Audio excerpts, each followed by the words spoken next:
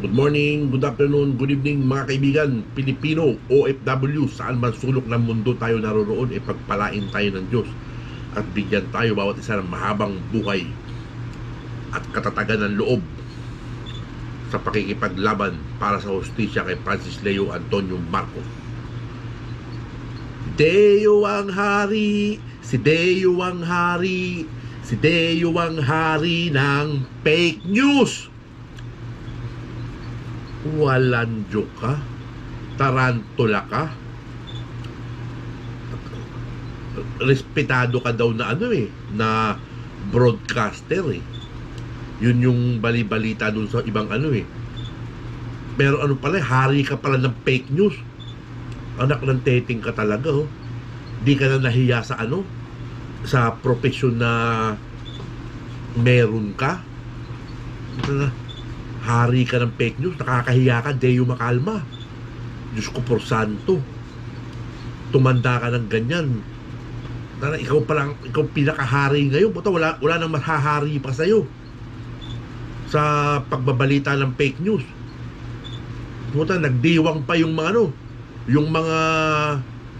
yung mga alipores mo. Nagdiwang pa sa fake news mo yung mga yung mga uto-uto na, tatanga-tanga pa, warriors pa. Yung mga warriors mo na uto-uto, tanga-tanga. Anak ng teting ka talaga, Deo. Hari ka ng fake news. Sana hindi ko na alam kung ano sasabihin ko sa'yo. Tarantado. Napaka Diyos ko po. Katawa-tawa tuloy ang inabot nitong mga to. Sabi ko sa inyo, United Talino Warriors, yung kabiguan nyo ay nasa umang na, nakaumang na. Yung malalaglag kayo, malapit na. Sabi ko sa inyo, hindi uubra hindi uubra yung tanim kaso na yan. Mahihirapan kayo sa mga ebidensya. Yan ang sinasabi ko sa inyo. Talagang mahihirapan kayo. Dahil lahat ng butas butas-butas naman talaga yung kaso yung itinanim kay Francis Leo Antonio Marcos, yung pinapaako yung pilit kay Francis Leo Antonio Marcos ay isang maliwanag na tanim kaso. Hindi kayo magtatagumpay, pakatandaan nyo yan. Normal kayo ng normal. Sino pa sinasabi yung normal, nag-i-exist ba yung tao na yan? Hindi naman nag-i-exist yan diba? Sa pagkatao ng aming idol na si Francis Leo Antonio Marcos, mga hunghang kayo. Talagang malapit na talaga. Wala talagang walang kapatawaran yang ginagawa ninyo, yung mga pagtawag nyo ng hindi maganda sa isang bayani. Di ba? Talagang yan hihilat. Nakikita ko yung hilat siya ng pagmumukha mo. Talagang hindi mapagkakatiwalaan. Kumbaga talagang kayo, mga tipong yung bayaran. Di ba? Paper banat. Parang ganun ka Kumbaga sa yung may mga boxing na yung pay-per-view, ganoon. Kayo naman per banat, bayad muna per banat, ganoon. O kaya bayad per banat, ganoon.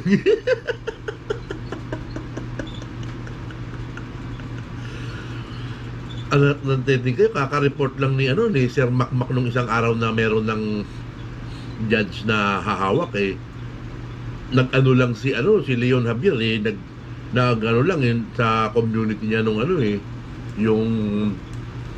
yung mga irregularities nung nakaraang hukom bumanat ka naman kaagad ng ng fake news na naman. Tsaka nakakaasar yung hindi naman nakakaasar, kumbaga punta na, ubod din ng tanga yung kasama nito yung second demotion niya ubod din ng tanga.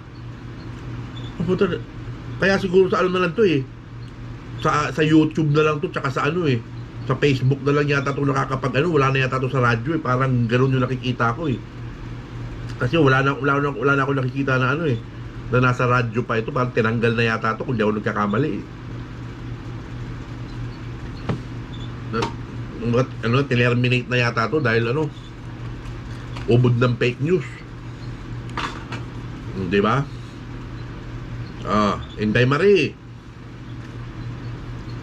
balita ko ayaw mo na raw lumabas ng NBI, parang ganun yung ano eh.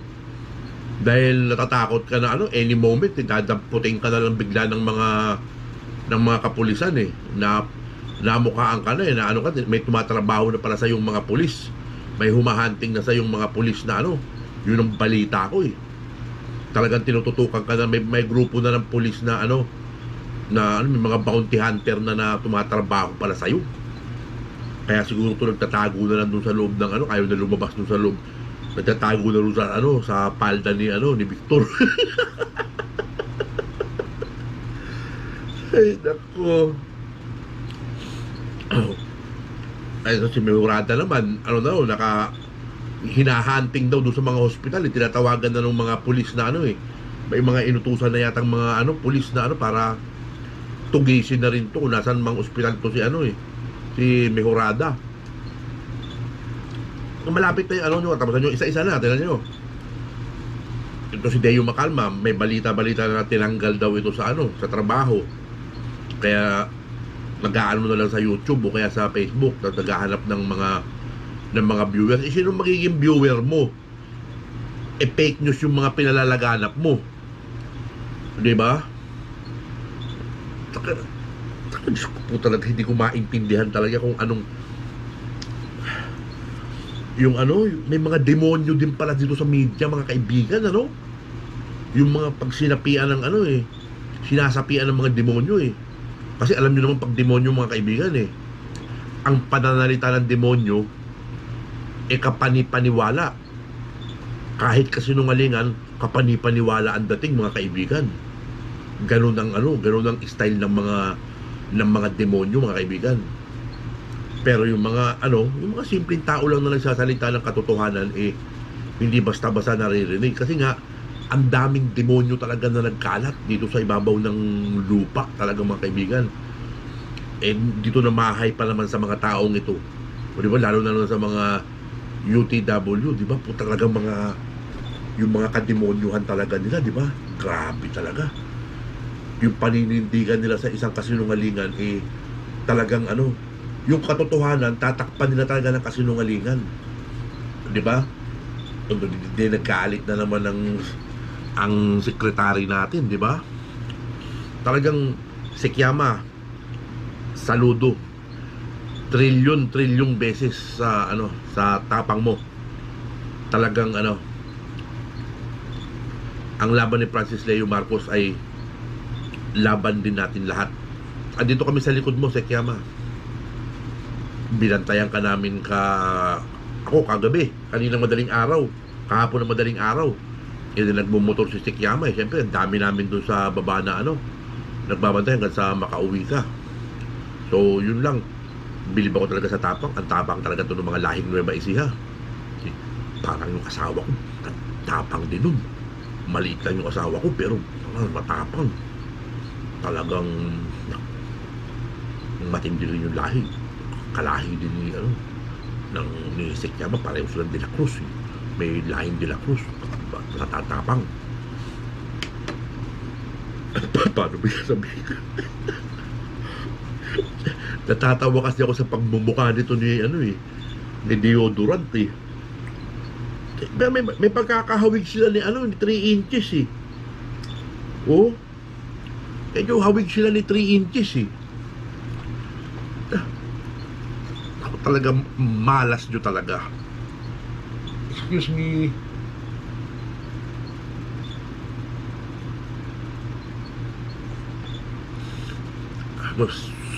Sustain yung lubricant ng mata. Grabe yung lamig sa labas, mga kaibigan. Negative 15.5 o halos magne-negative 16. Talagang mula na kagad yung ko, hapdi. Grabe, napakalamig, sobra.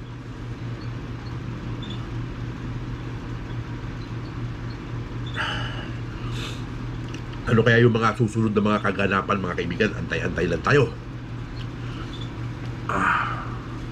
Dahil papalig din sa atin ng ang kapalaran, mga kaibigan.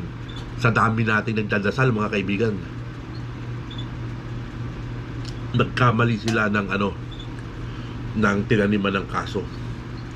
Lalong-lalo na 'tong si Vic Lorenzo, talagang ano, malaking pagkakamali nito. Tama si Sekyaman na talagang ano 'to, takot na ito sa mga sandaling ito. Talagang ano na, itong buong grupo nito, nabulilyaso na.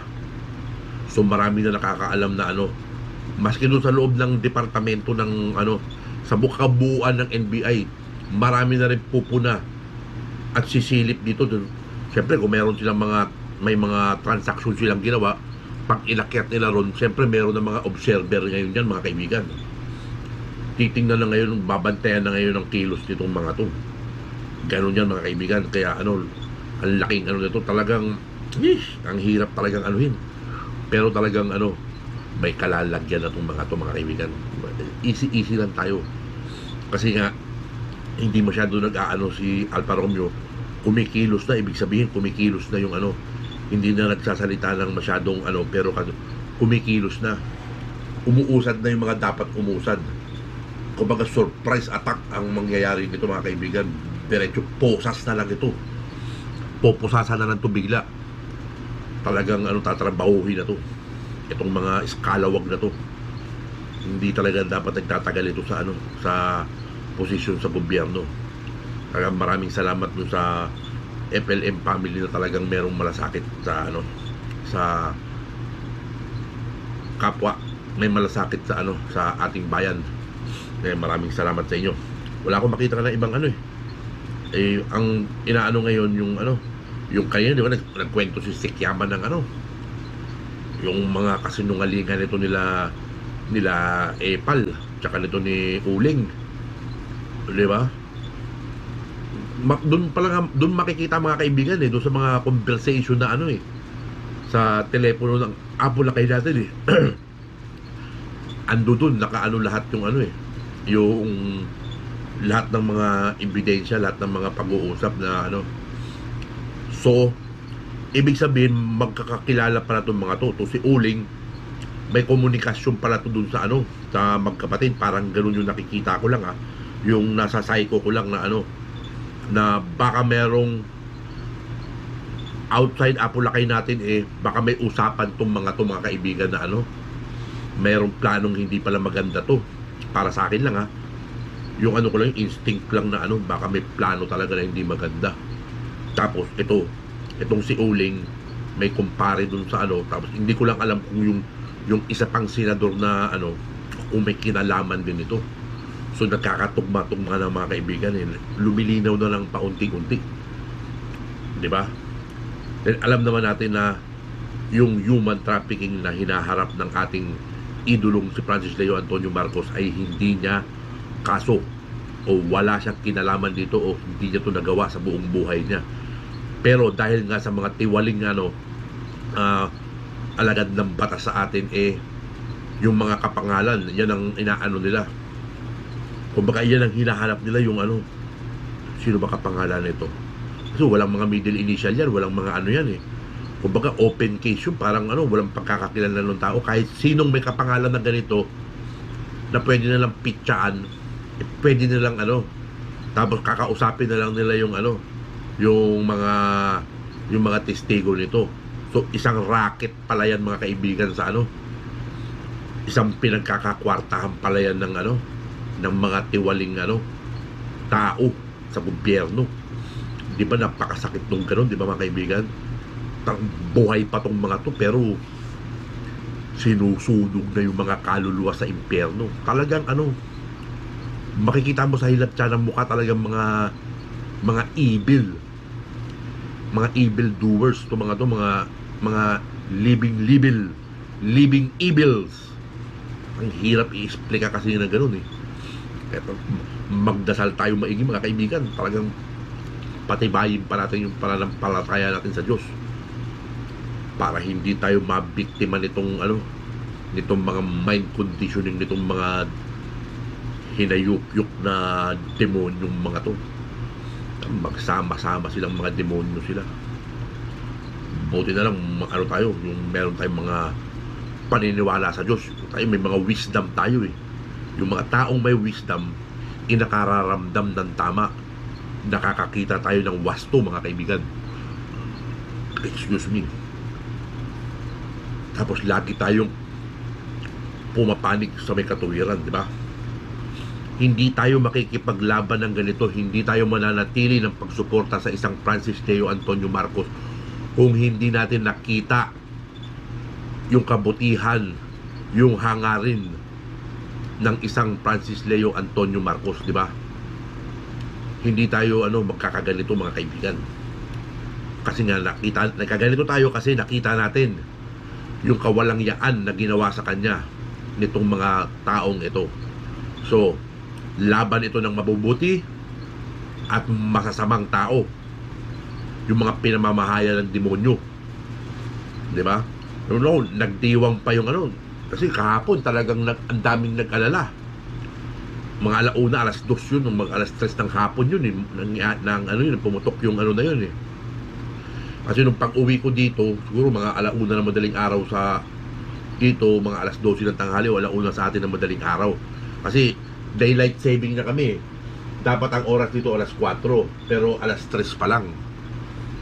Minus 1 hour sa Pilipinas. Ang dami nag-alala, di ba? Siyempre si Sekiyama, natataranta rin si Sekiyama, siyempre yung mga nanay, yung mga tayo, lahat tayo, di ba?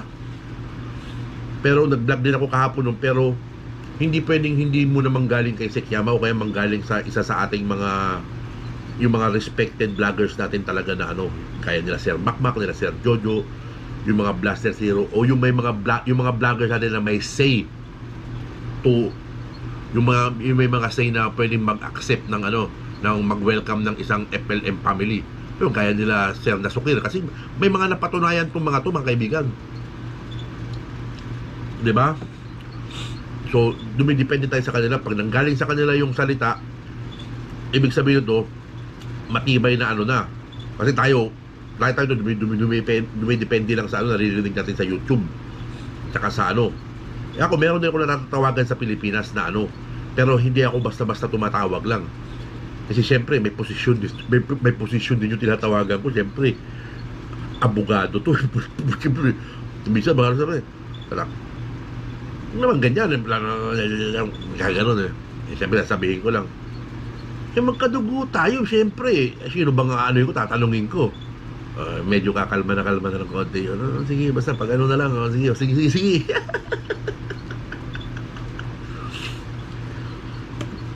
Talagang shout out FLM family, long live at mabuhay pa tayo ng gano'n. Talagang pagtatanggol natin si Francis Leo Antonio Marcos kasi nga hindi lang sa kabutihan na ginawa niya, kundi dun sa tinataglay niyang puso, yung tinataglay niyang pagmamahal para dun sa masang Pilipino, di ba mga kaibigan? Tapos hindi natin alam kung kailan ikakasa yung greater humanitarian na sasabihin natin na na pang Guinness Book World of Record. Malapit na yun mga kaibigan. So antayin lang natin itong yung panay ang banggit ni Sekiyama, di ba? Consistent talaga kung yung alam ko na yung strategy ng ng legal defense ng yung legal defense natin mga kaibigan. So okay lang yan, naghihintay lang ito ng mga moves na na alam mo na, kasi syempre nga ang battleground nitong mga abogado natin sa korte mga kaibigan. Maiakyat lang ng konti sa korte yung yung basta may open lang sa korte yan, at dun ilaladlad lahat yung mga ebidensya. Ang daming masisintensyahan dito mga kaibigan, ang daming matatanggal sa pwesto dito pag nangyari yung mga yan mga kaibigan, dahil ito group of lawyers to, may mga fraternity to. Hindi basta-basta, hindi lang isang lawyer lang to. Kunyari halimbawa si Attorney Vestido, hindi lang basta si Attorney Vestido yan, may mga grupong kinaaniban yan, may mga brotherhood yan, may mga sisterhood yan na na tinatawag na yung mga alpha mater ng mga yan. Si Atty. Chua lalo na ganun din. Yung mga kabrad nito, yung mga nito, magkakapatid yan sa Siyempre, pagka yung matibay talaga yung yung paniniwala, tsaka yung ebidensya, yung hawak nila, yung katotohanan na hawak nila. Kasi hindi naman lingid sa kaalaman natin mga kaibigan, di ba? Sinabi naman ni Apo Lakay sa kanila yung katotohanan. So, Sinabi na ni Atty. Visito, hindi namin itataya yung aming mga pangalan dito kung alam namin merong mali. So, alam ng mga abogado, kitang-kita nila yung wasto, yung tama, yung totoo. Kaya itinataya nila ang kanilang mga pangalan dito. Di ba? Lalong-lalong na naman pagdating kay Atty. Abraham Espejo. Isusulat ito sa libro ni Atty. Abraham Espejo. Alam mo naman sa libro ni Atty. Abraham Espejo, malinis yun, mga kaibigan. Lahat ng nakasulat ng panalo. So once na hinawakan niya, tinanggap niya yung kaso, ipinaglaban niya yung kaso, siguradong panalo. Walang talo, mga kaibigan. Yan ang tandaan ninyo. Atty. Abraham Espejo never lose a case. Walang talo to, mga kaibigan. Dahil ito, sinugo ito si Atty. Abraham Espejo na pagtanggol mo tong tao na to, nasa likod mo kami. O, alam na natin kung sino yan. Manalo matalo, hindi pwede. Manalo lang ang dapat. O, di ba? Walang talo to, mga kaibigan, si Atty. Abraham Espejo. Manalo to, mga kaibigan eh. O, paano matatalo yan? O, punta lahat sila lulud ang mga tala, mga kaibigan. So papasok na ang 2021, papunta na tayo ng 2022. Diba? Yan ang sinasabi ko. Kaya FLM family, pakatatag lang tayo. Talagang ano lang, kapit lang tayo ng maigi itong 2022. Pakiusapan natin ang ating Apulakay Francis Leo Antonio Marcos na pagbigyan tayo sa ating kahilingan, excuse me, na kung mamarapatin niya ay pagbigyan niya tayo sa 2022 sa anumang posisyon na kanyang naisin. Andito na tayo eh, FLM family, solid na tayo eh, di ba? O, di ba? Sa Facebook ka eh, antilitin na lang natin kung sino yung kung sino yung yung common friends, yung mga tawag doon, mutual friend. O, di ba? So makikita na natin, sino ba mutual friend nito? Oops, okay, ito atin to. Tayo nasa Facebook na simple lang tayo, pero meron lang tayong way of communication natin sa bawat isa na FLM family. So makikita naman natin yan sa mga mutual friends natin. Di ba? Pag may lumabas na mutual friends sa kalaban, yan itanggalin natin kagad.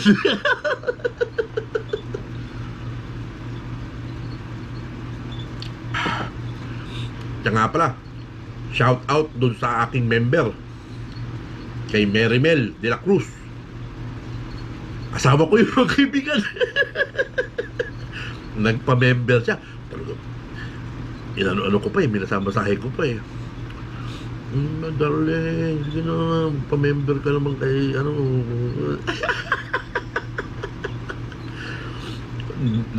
cents eh, yata eh, $1 mahigit plus tax eh, $1.09 yata yung binayaran ng asawa ko.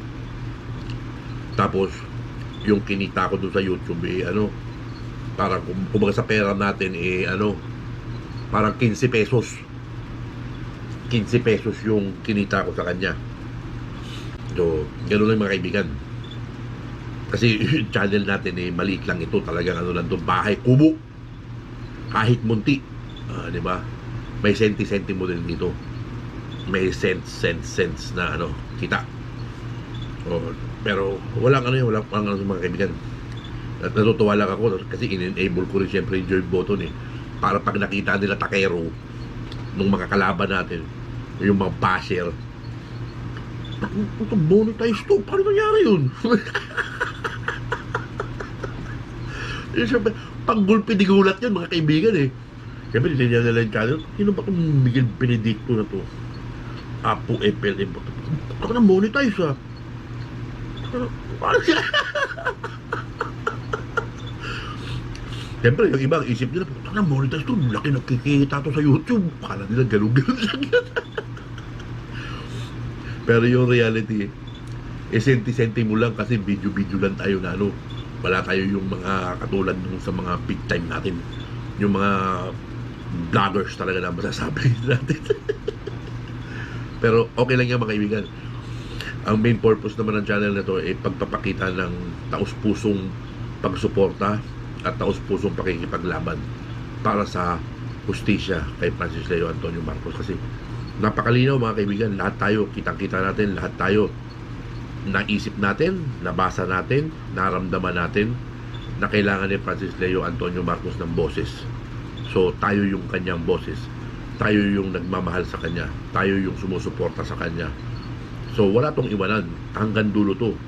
Magkapuyat-puyat na tayo, magka-ano-ano na. Pag nasa trabaho ako, team headset ako, sa channel ni Apo Lakay natin, lahat yung pinakikinggan ko. Tatlong ano yung kanina, yung hindi ko na ano kasi kahapon nakatutok ako doon kay Sekiyama kasi nag-drive si Sekiyama nagbayad yata siya ng kaya galing yata siya sa meeting. May nabanggit pa si Sekiyama kanina na may kausap din siyang isa pang abogado na lalaki na syempre ang daming gustong tumulong sa Apo Lakay natin. Yung iba hindi na sila nagbo-voice out pa, pero unti-unti yan mga kaibigan. Yung malalaking tao na nasa panig natin mga kaibigan ay isa-isa na itong magbo-voice out at magsasalita na ng para sa Apo Lakay natin. Huwag lang tayo masyadong mainip mga kaibigan. Kumbaga ilang buwan na tayo dito sa laban na to. Kumbaga lalo tayong titibay, lalo lang tayo magmahalan. So abangan natin yung itong sa December 22. Kasi sa Thursday and Friday yata, or Friday and Saturday yata magbibigay na ng stab si Sekiyama. So 22 Tuesday yata yun o tama, Thursday, Friday yata sila magbibigay ng tapos 22 sila distribute. Birthday pala ni Eliza D sa 22. Eliza D, happy birthday sister, happy birthday. Baka mamaya hindi makalimutan ko na booking na kanina sa birthday mo kung totoo man yun, happy birthday. Ano pa bang wala akong makita na pero at least okay lang yun, at least nalaman natin na na Deo Macalma, isa kang fake news, hari ka ng fake news, ikaw ang hari ng fake news, hari ka ng fake news. Paano ka re-respetuhin ng nakakahiya ka sa mga membro ng kapisanan ng mga broadcaster sa Pilipinas. Nakakahiya ka. At yung mga membro din ng kapisanan ng mga broadcaster ng Pilipinas ng mga bias, nakakahiya kayo. Yung mga lang kayo, yung bang mga tuta, yung tuta ng network, yung mga ganun na Amir pag ng mga amo Yes sir, yes ma'am. Ma'am, ibablog ko po si Apo. Tumutulong po. Yes ma'am, yes ma'am, yes ma'am. Ganun yung mga yung mga tuta ng mga dambuhalang network. Kaya ganun yung mga yan. Pagka kahit gusto nilang gawin yung isang bagay, pagka sila yung amo nila, ganun din lang yan ng mga amo, mga manager nila. Sinabi ko sa'yo, ay hawak kasi ng mga politiko. Yan ang hindi dapat natin. Kailangan yan independent yung mga yan. Hindi tayo magkakapera dyan. O kailangan yung magkakapera tayo. Yung mga ganun, parang pwede rin mangyari yung mga ganun mga kaibigan. So paano ba to? Gawin na natin 30 minutes. Inday Marie nakakulong na sa NBI. So, tingnan natin kung yan. Baka mamaya kusang pumunta na to sa NBI na si Inday na Victor, dito lang ako Victor, natatakot na ako sa labas Victor, baka bigla akong damputin ng mga pulis Victor, sabi naman ni Victor, doon ka pulgasin ka. Doon ka sa may hagdanan. Diyan ka lang sa may hagdanan. Huwag ka lalapit sa akin. Ay, naku po. Ang lalakas ng loob nyo pero wala naman pala. Mga sinungaling kayo. Kita ko naman itong mukha ni Nakarma. Deo na karma, fake news. O, yari kayo talagang may kalalagyan kayo sa mga abogado ni Apolacay namin. Hindi basta-basta itong mga tao na to. Hindi basta-basta ang mga brotherhood na kinakasangkutan itong mga to. Dahil ito, meron integridad itong mga to. Hindi nila itataya ang kanilang mga pangalan kung meron sila nakikitang mali, kung meron sila nakikitang hindi dapat ito ipagtanggol, kung nakikita nila na lamang yung kasinungalingan. Pero ang nakita ng ating mga abogado ay ang katotohanan at pawang katotohanan lamang. So ito ang magwawagi, mga kaibigan. So Pilipino, OFW, saan man sulok ng mundo tayo naroon, ipagpalain tayo ng Diyos at bigyan tayo ng mahabang buhay. Agbyag sa ating lahat at agbyag ka, Apolacay Francis Leon Tonyo Marcos. Agbyag ka. Love you.